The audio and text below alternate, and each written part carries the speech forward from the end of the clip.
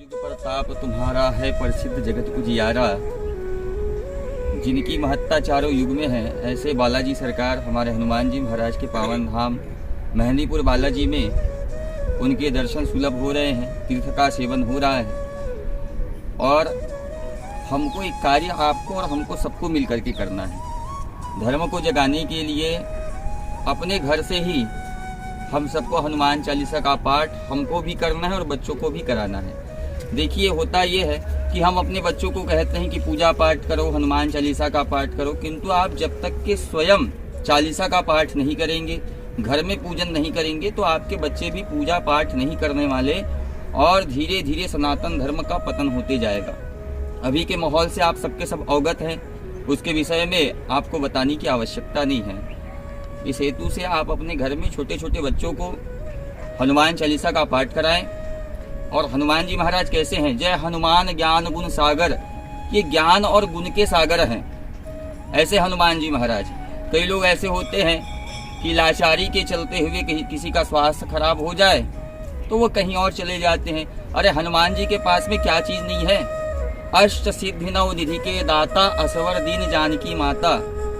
ये अष्ट सिद्धि नव निधि के दाता हैं, देने वाले हैं, और इनके पास में आने से सारा कष्ट ही दूर हो जाता है। नासय रोग हरय सब पीरा, जपत निरंतर हनुमत बीरा, भूत पिशाच निकट नहीं आवे, महावीर जम नाम सुनावे। ऐसे हनुमान जी महाराज। एक कथा याद आ रहा है, बाली के विषय में आप सब जानते ही हैं कि बाली के पास में वो वरदान था कि इनके समीप यदि कोई चले जाए ना तो उनकी आधी शक्ति बाली के पास में चले जाता था। अब बाली को पता चला कि बचपन में बाल्यकाल में ही ये हनुमान जी जो है, केसरी का जो बेटा है, ये जो है बड़ा शक्तिशाली है। सहस्र योजन जो है सूर्य था और सूर्य को ये निगल गया, फल समझ करके खा गया। जुग सहस्र योजन पर भानु लिल्लु ताहि मधुर फल जानू। तो इनके साथ मुझको अपने बल का परीक्षण करना है, ये सोच करके चले गया बाली। उस समय हमारे बालाजी महाराज तो बस राम राम राम राम जपे जा रहे थे।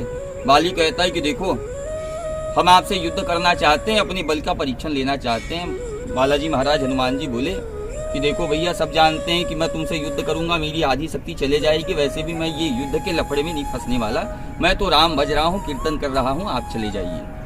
बस ऐसा तैसा मनाते गए। अंत में बाली कह दिया कि सुनो हनुमान जी, तुमको राम जी की सौगंध। इतना सुनते ही हनुमान जी बोले ठीक है, कल आ जाना मैदान में।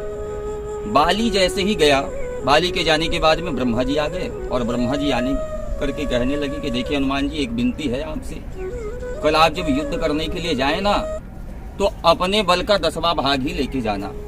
बोले काहे? नहीं, आप हमारी विनती सुन लीजिए, 10वां भाग ही लेके जाना।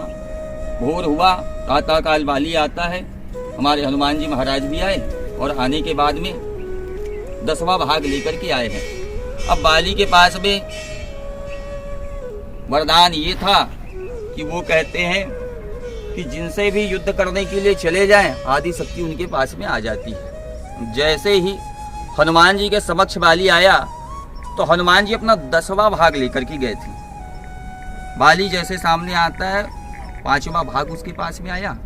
जैसे ही हनुमान जी के संपूर्ण शक्ति का 5वां अंश बाली के शरीर में आया है, बाली थर थर कांपने लगा, कहने लगा ये शक्ति को संभालने वाला मैं नहीं हूँ, मैं नहीं संभाल सकता। और वो वहां से चले जाता है। बोले अतुलित बल धामम है मसैलाभ देहम, आपका बल अतुलनीय है।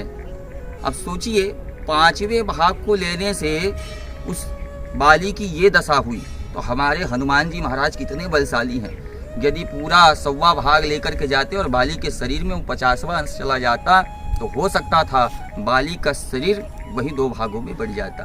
ऐसे हनुमान जी महाराज के रहते हुए किसी और दरबार में जाकर के मत्था टेकना ये मूर्खता का ही लक्षण है। इस कारण सनातन धर्म सत्य है और सर्वदा सत्य रहेगा। आप आइए, सनातन धर्म से जुड़े हुए जितने भी लोग हैं उनको जागृत कीजिए। हमारा शरीर जो है सुसुप्त अवस्था में हमारी आत्मा है, इसको जागृत अवस्था में हम सबको, आपको और हमको मिलकर के करना है। सनातन धर्म से जुड़िए, हमसे जुड़िए। जय जय श्री राधे, बोल बालाजी सरकार की जय।